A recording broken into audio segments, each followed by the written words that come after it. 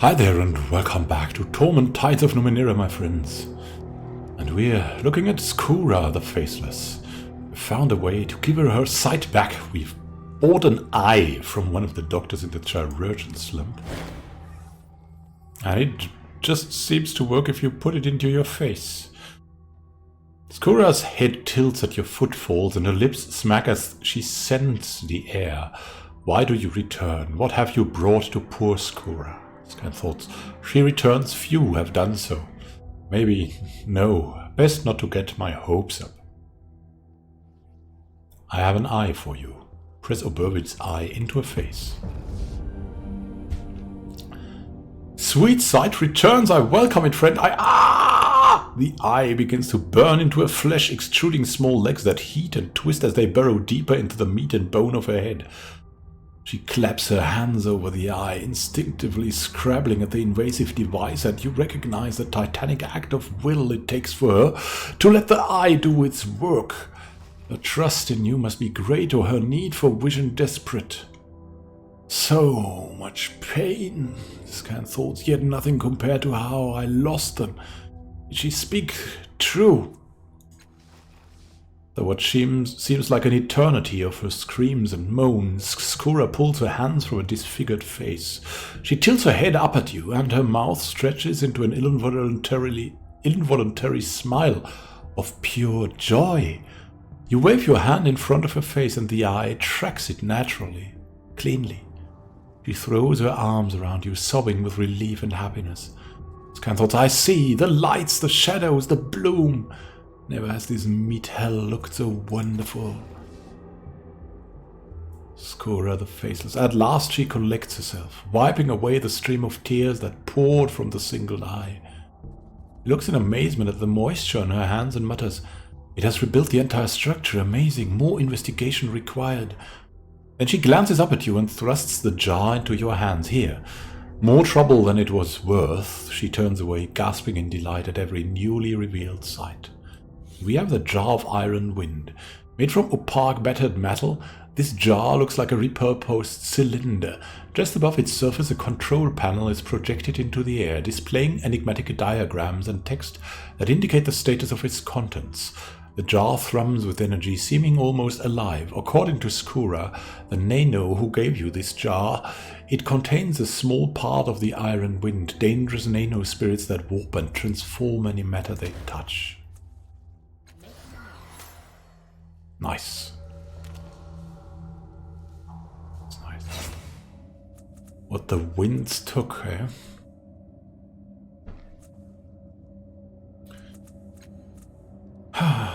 We need to find Owinya still.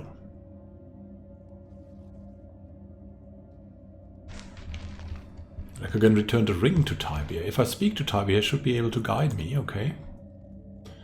We should ask Dracogon about his efforts to acquire the Cortex, and if we should find and recruit attractive people for the decanted utopian society. No, just no. But asking Dracogon and helping Tibia seems a good idea.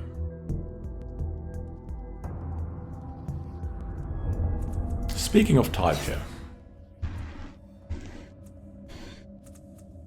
we should give him something. And what is that? What would we need? Sucker Punch is in. We got Tier 3, we got Tier 4. We're even going to Tier 5. Ignore the flanked battle when surrounded by enemies. The limits of human capacity.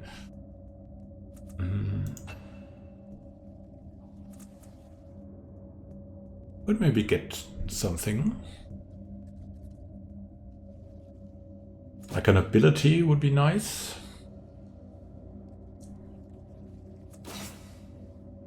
But there are only few abilities there that issue a challenge or feint. I'm not sure if that's good.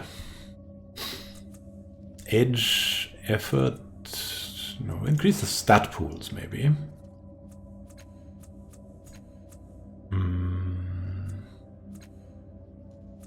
Rather speed and might is good for us.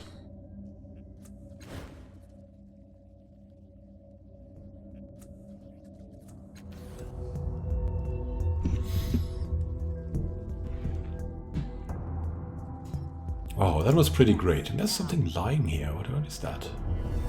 Blood here or what? Oh, that's a door. We closed the door. Great. Great stuff. There are the Murdens in here.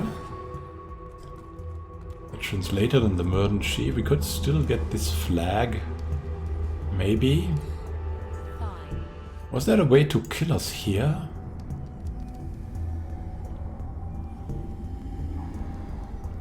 Yes.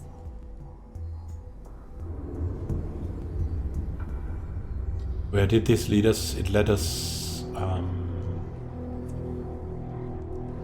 into that treasure chamber, I think.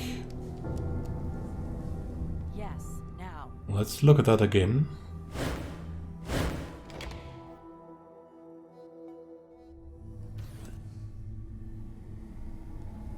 There was something here. We'll leave it alone. Then let's talk to Tybia now. Hey Tybia. I knew. He paces over a small patch of ground as though caged. I knew he was here and that he was looking for me. I should have... He trails off and pulls the ring Dracogan gave him from his pocket. He cradles it in his palm and meets your eyes. Heartbeat, he says. They work by skin contact. See, I'd know if he was... He bites his lip and closes his fingers over the ring. Scan thoughts. I couldn't have. I was too scared. He'd think of me, yes, but also of myself. Dracogan had the right of it, he says through his teeth. Orvinian and I were closer than close. The world stomped on us, but we survived it together. Carried each other through wars and harder times. Looks away from you. We were arms of the same body, but with different minds. Too different, as it turned out. Takes a deep, shaking breath. I loved him, he says simply. We have to find him. I have to find him. I don't understand. Can't you use those rings to sense his mind and see where he is? Right, he says with a trembling laugh. You don't know what you're asking. Back in the good days, it would be like holding hands, wrapping your fingers around theirs, right? But with their thoughts and feelings instead of flesh and bone. He shakes his head. I need to concentrate, for one. And two, I'm not welcome there anymore. He made that clear, and I don't know that I disagree. Come on, we'll find him. Thank you, he says, nodding. I just want to talk to him, set a few things right, if that's still possible. He swallows and slips the ring onto his finger. What happened between you? This isn't the time, Tybia says, but he glances up at you regardless. It was mutual, all right. As time wore on, we wanted different things, and I wasn't willing to... He stops himself, sighs. Leave it. Let's just focus on finding him.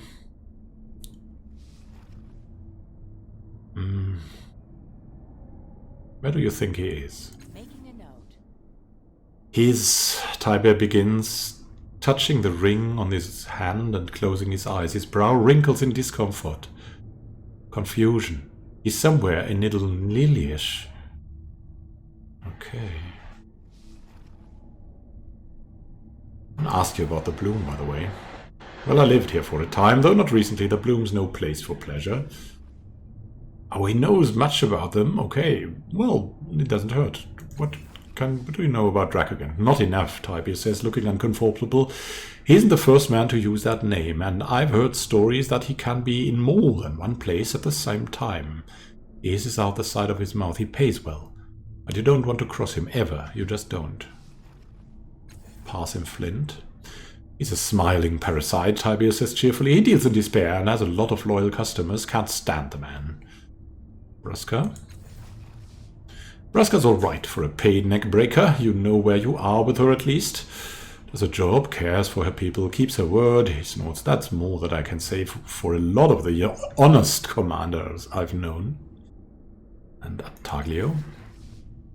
Oh yes, knew him during my brief stint in the Endless War. Did not cover himself with honor. But then no one did there, and if they had, no one would have noticed, what with a shrieking and madness. Frowns. He's always been a bit morose and prone to drink. Might be because he cares, or did once. Scan thoughts. He might actually be a better man than me. Fancy that. What do you think of the bloom? If I'm being charitable, Tybalt looks around, everything's got the right and a chance to live, but this beast hates the people living in it, he shivers. There's a fortune to be made in here, if you know what you're doing, he shakes his head, but only the hardest operators last long down here, and the bloom never misses a meal. And little Nilyash? Ah, mutants, he says. Life isn't easy for them, but the stories I have from parties in Nilyash would peel your ears off. But they're not all shameless hedonists, more's the pity. I was once mugged by a man with 3 arms, eyes, while his kneecap capped an eye on the alley. Goodness. And okay, let's talk later and return to the normal world. Maybe we may find someone who can kill us, right? But it's so easy. So it was so easy in the other chambers, but now, and it exclusively us, not all our companions too.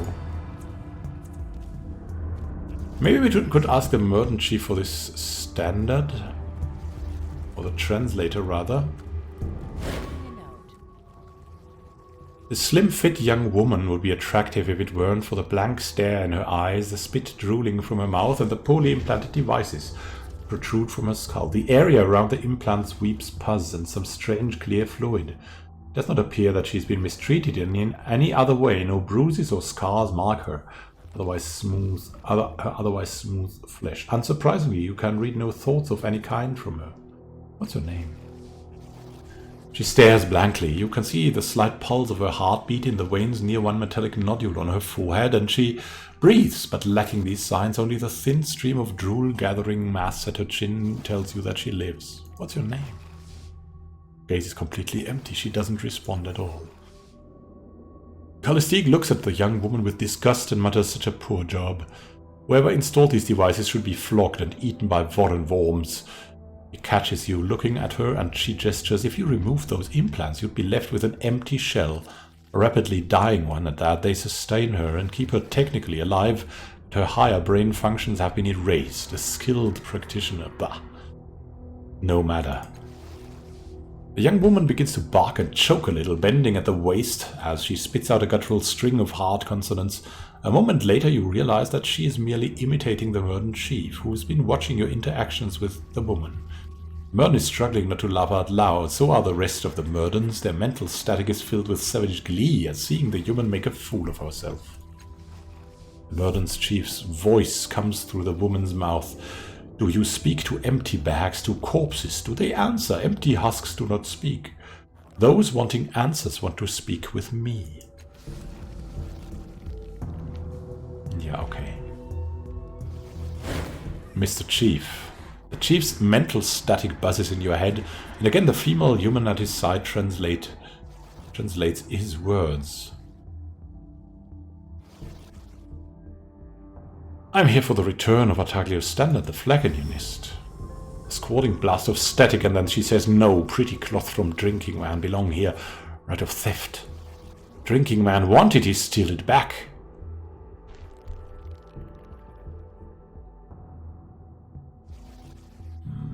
Now let's be persuasive. If you return it, you will gain much respect, possibly the friendship of Artaglio, more freedom to roam the bloom. So we can do it, or yeah, we should do it and not fail. You want cloth? Replace it, but not with coin, not with things. Replace it with experience.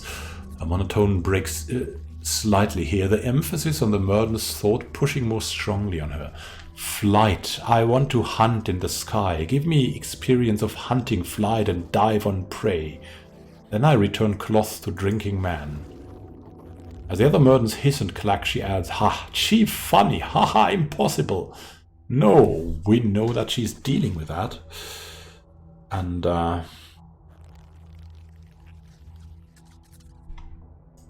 we try to get on the good sides before we tell him we set the people free. Let's hurry to the Chirurgeon's palace.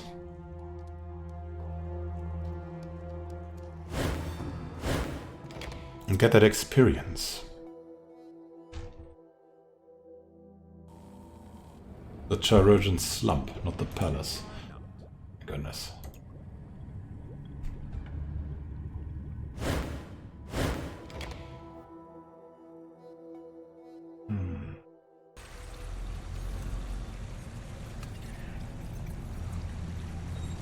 Let's go and talk to Sheen. I need another experience. Traveler fills my door again. What brings her here this time? Do you happen to have an essence that would provide someone the feeling of being an aerial predator? The gaunt skull of her face transforms for a moment, and you can see the beauty shine through as joy. The essence of the Hontre, a fresh creation, newly born, a feather and a beak, came to my door, the small machines within still writhing and trying to rebuild. She reaches into her cavernous space and pulls out a milky flask, and places it alongside the other essences on her shelf. Look amongst the bottles for your needs. Essence of the Hontre. What do you have for sale? That the essence... yeah, this flask of milky fluid has a strange sense of buoyancy, and it weighs almost nothing. Sheen distilled this essence from a winged predator called a Hontre. This should satisfy the Merton's chief request for the experience of being an aerial hunter. A Hontre is a massive bird of prey that resides mostly in mountainous regions. The creatures have some kind of symbiotic relationship with nanomachines living in their bloodstream. The nanites repair and reinforce the avian predators, making them true nightmares for those they hunt. Yeah, let's buy that. It's good. 1,000 years of rest. 1 intellect edge. Wow, active 3 sleeps. Impure essence. Increase the stat pool by 2. Essence of knowledge. Choose a lore skill. Permanent 1 training level to that skill. Oh, really?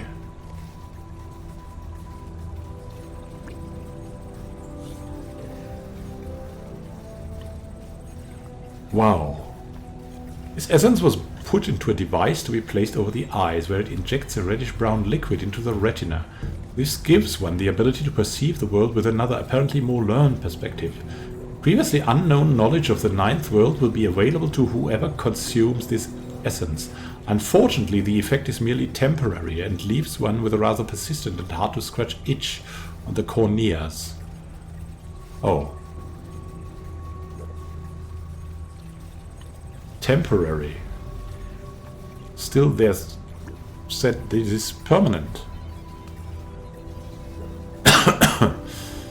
In the Eldia of Vorum, knowledge was power. Nestled upon an ancient subterranean library, the Varumites spent their entire lives dedicated to excavating all matters of lore from its depths. One of the greatest honors a Varumite could be bestowed was to be condensed into a pure extract of knowledge. The exact ritual remains unknown, but involves the scholar being taken down into the deepest tunnels of the library by 2 of the Varumite elders. These extracts were extremely valuable and rare due to the insight they give.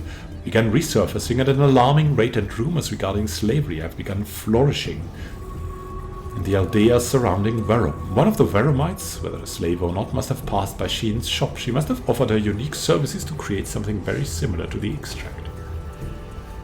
Wow. And it's not permanent. It's permanent and not permanent. What does that mean? Well, we got what we wanted.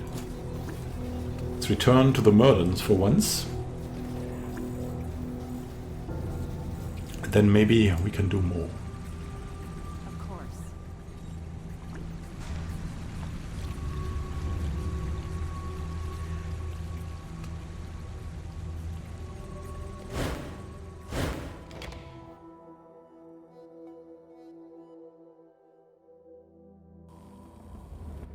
Yeah, we'll go to the Merlins and then we'll make a short pause, I guess.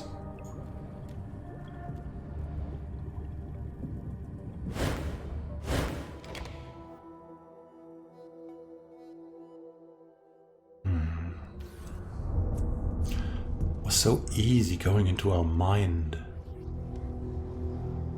Well, thank you for watching and happy gaming to you. We'll see each other in the next episode, where we try to get the standard from the Merlin Chief by giving him the essence. This is Immanuel signing out. See you soon, my friends. Have a great time until then, and happy gaming.